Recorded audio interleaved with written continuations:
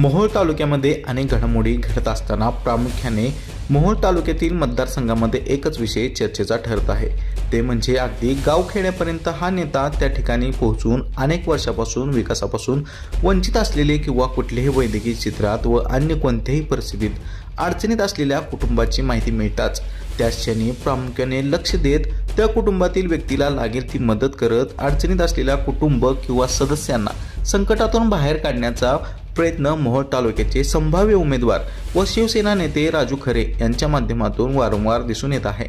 याचाच एक पुन्हा प्रत्यय म्हणजे पंढरपूर तालुक्यातील व मोहोळ मतदारसंघातील नेपथ गाव असलेल्या या गावामध्ये एक गरीब कुटुंबातील एक तरुण युवक आपल्या डोक्यावर असलेल्या कर्जापायी व होणाऱ्या त्रासाला कंटाळून आपल्या शेतात जाऊन फाशी घेत आत्महत्या केली। सदर ही बाब उद्योजक राजू खरे यांना समजताच तात्काळ त्यांनी कुटुंबाची भेट घेत सांत्वन करत व आत्महत्या केलेल्या युवकाची समोर 2 लहान मुलं दिसताच त्यांच्या भवितव्यासाठी खरे यांनी तात्काळ रोख रक्कम 50,000 रुपयांची मदत केली आहे। तालुक्यात मागेल त्याला रस्ता मागेल त्याला पाणी देत मतदारसंघातील जनतेसाठी जणू काही संकटमोचकच बनल्या असल्याचे नागरिकांतून चर्चा होताना दिसून येत आहे। पुष्पा उत्तम कदम राहुल मुलगा होता, पुन्हा ह्याच कर्जापायात मला काय कळू दिलं नाही, त्यांना सांगितलं नाही। असं आम्ही गावाला गेल्यानंतर त्यांनी मागं पास घेतलं, असे कशानं त्याच्या जीवालाच ठेवा आम्हाला काय, मला तर काय सांगितलं नाही। एक आहे ती गाडीवर जातंय आणि त्यांना त्याचं ते शेती बघत होतं, ते मागलं सगळं बघत होतं। त्या मुलाला मुलं किती? 2 मुलगी मुलगा, मुलगी 7वीला आहे, मुलगा 4थीला आहे। कधी घडली घटना? 20 तारखेला। 20 तारखेला कुठे घेतली? आत्महत्या केली? शेतात। ही काय परिस्थिती हीच आहे, असंच कामाला जाते। आता 20 तारखेपासून असे घरात झोपूनच आहे। मी नेपथ्याचा तंटामुक्त अध्यक्ष विठ्ठल हेगडकर।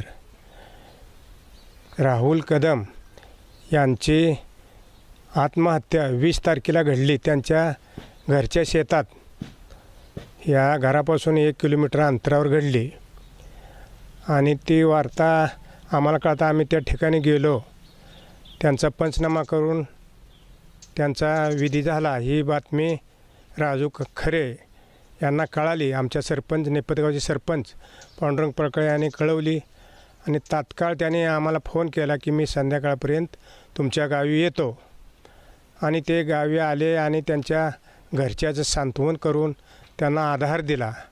नंतर 10वा झाल्यानंतर ते परत आले आणि ती अडचण विचारून त्यांना एक 50,000चा चेक त्यांनी या ठिकाणी माझ्यासमोर सरपंचाच्या समोर दिला।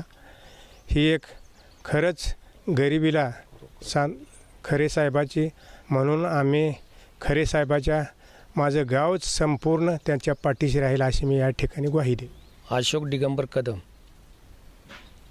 की राजाभाऊ खरे यांना ही जी घटना झालेली कळली राहुल कदम यांची, त्यांनी ताबडतोब संध्याकाळी 6 वाजता 4थी दिवशी आले, परत 10वा झाल्यावर आले, त्यांनी 50,000ची रोख मदत केली।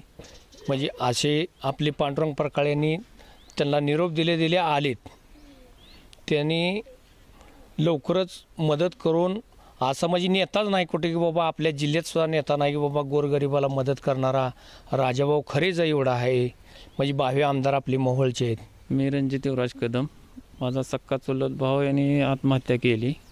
आमच्या गावचे पांडुरंग पळकळे सरपंच साहेब यांना समजतात ते आले आणि त्यांनी बोलता बोलता त्यांची राजाभाऊ खरे यांचा संवाद झाल्यानंतर त्यांनी राजाभाऊ खरे आमच्या इथं आले, सांत्वन करून भेट देऊन गेले। 10व्या-11व्या दिवशी येऊन त्यांनी आर्थिक मदत रोख 50,000 रुपये देऊन मदत आमच्या कुटुंबाला केली त्यांनी। राहुल कदम यांचे निधन झाल्यानंतर राजाभाऊला घेऊन आलो इथं, कळल्यानंतर 10व्या दिवशी आलो नाही, आम्ही 11व्या दिवशी आलतो। आल्यानंतर त्यांना 50,000 रुपयाची त्यांच्या मुलांना मदत केली। असा नेता आपल्या तालुक्यात नव्हतं तर जिल्ह्यातसुद्धा नेता असा नाही। शिवसेनेचा भावी आमदार आहे ती राजू खरे। आबा हरिबा कदम माझा पुतण्या, तो रोज असं छटायला जाऊन इकडे तिकडे जगत होता। जगता पण करता करता कर्जबाजारी झाला आणि कर्जबाजारी झाल्याचा त्यानं आत्महत्या केली। करता करता त्यांनी मग खरेसाहेबालाही कळलं पांडू प्रकाळ्याकडून आणि त्याच्यानंतर ते खरेसाहेब इथं 11व्या दिवशी आले आणि आम्हाला आर्थिक मदत ते 50,000 त्यांनी केली.